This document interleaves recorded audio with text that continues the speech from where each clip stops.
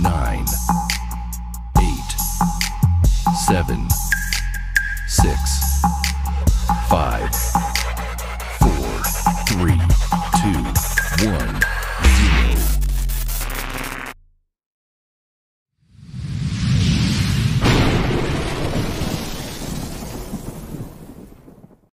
Hello mga Lods at welcome back sa ating munting channel. Another day, another vlog, another reveal at another tear down ng ating content ngayon.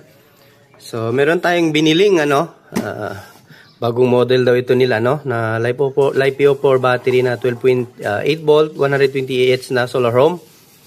So kay Sir ito 1. So, i-check natin ng laman nito, laman loob. So, ito yung bagong model nila. So, kasi may gagawin tayo, bali dalawa ito. So, magti-tear down muna tayo ng battery, saka natin i-share sa inyo kung ano yung gagawin natin dito sa solar generator na to. Bumalik sa atin. At kasi before nung kinuha ng ating customer to, sinabihan ko siya na yung binili niyang battery ay hindi magandang klase. So, basta i-explain ko lang yan sa inyo mga lods. So, ayan, magti-tear down muna tayo ng battery. So, check natin kung ano-ano ang laman loob nito. Kung anong BMS ang nilagay.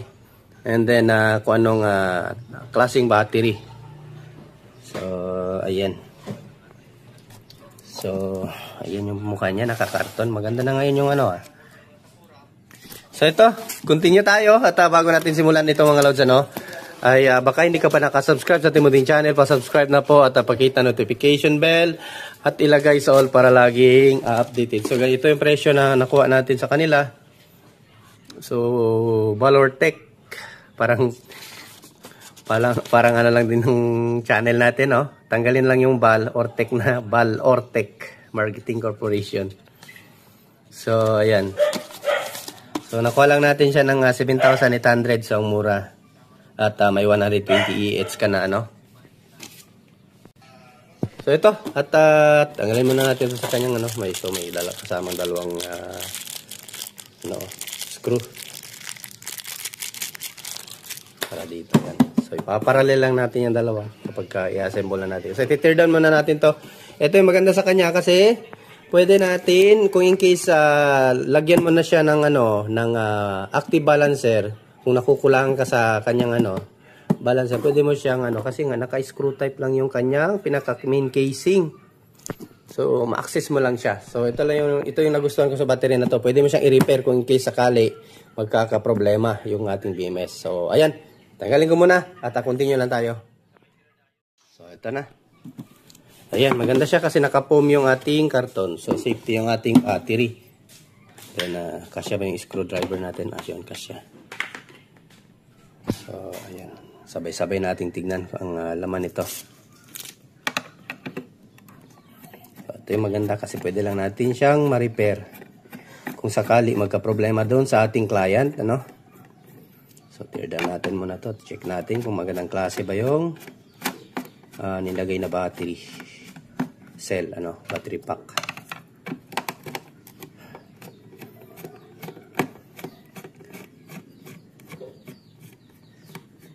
So, yung mga ko dyan, yung mga bago kong subscriber, thank you, So, ayan, salamat sa sa pagtitiwala sa ating munting channel.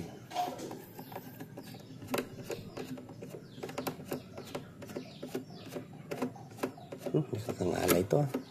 May barena naman ako, ba't di ko kinuha?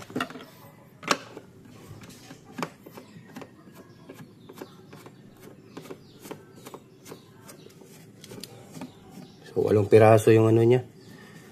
Kakangalay sa kamay. Kunin ko muna yung barina. Nangalay na yung kamay ko mga lods.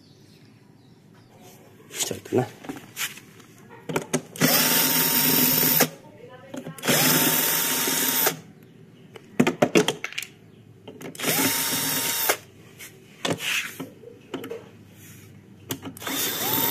Kupo lang tayo dito sa natin. Oops. Sumama talaga yung plastic.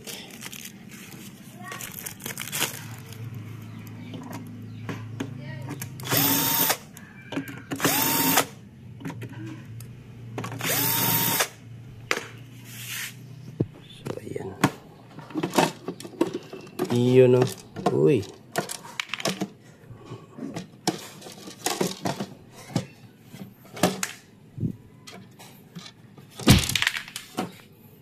Natin kasi so ito ang laki ng mga wire nya. So meron pala itong Dali BMS. So ayan mga lods, kung gusto niyo mag-add ng active balancer pwede. Tsaka maganda yung pagkagawa nila kasi merong holder yung battery na hindi makagalaw yung ating ayos. So yung BMS nito is 120 ampere. Ayan, ikutin natin na makita nyo talaga.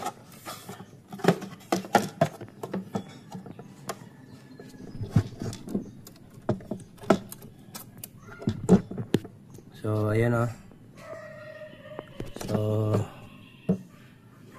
ito yung maganda, ito yung mga bagong model ng Dali na pwede ka mag-series hanggang 48 volts. So 4S, 12 volt, 120A, discharge current 120A, charge current 120A. So ayan, may temperature sensor. Ayan. Ewan ko kung smart ba to. Parang hindi ata ito smart. Kasi wala namang sa niya. Sign ng connection ng Bluetooth. So mas maganda sana ito kung smart ito para ma-monitor yung kada cell, So brand new naman yung So Hi-G pala ang ginamit na nito. Hi-G Live PO4 yung kanyang cell na ginamit. So ayan. So ito lang yung laman niya mga lods. Okay na din, malakas na yung BMS niya, 120A. Ayos. So brand new yung cell niya. Hindi kagaya kung sa ibang brand kung bibili ka ay nakakatakot. Kagaya nung may nabili tayong ibang Live PO4 ibang brand not to mention kasi nga ay baka magalit sa atin. Use battery yung ginamit nila, use cell. So ano ba yun? Parang 200 AH ata yun yung nabili natin. Then yung pag-capacity test nasa 180 lang. So na sila. Kumbaga second hand na yung battery na nilagay. Parang ni-recycle na lang nila. So ayan lang mga lods. At ito yung laman kung bibili kayo ng solar home na Live PO4 battery 120A 12.8 volts. So ayan. Iyan ayos. Active balancer na lang kung gusto nyo lagyan. So ito yung maganda. Ito maganda bilhin nyo kasi pwede nyo lang ma-access. Huwag yung ibang brand yung sinisikwat dito, nasisira yung casing natin.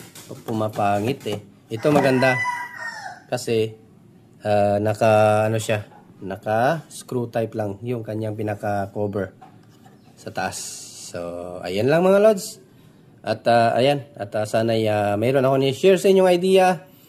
So ayan, huwag kalimutan mag-subscribe sa ating munting channel. At thank you sa walang sawang suporta mga lods. At Diyos mabalos. Magandang buhay. Bye-bye.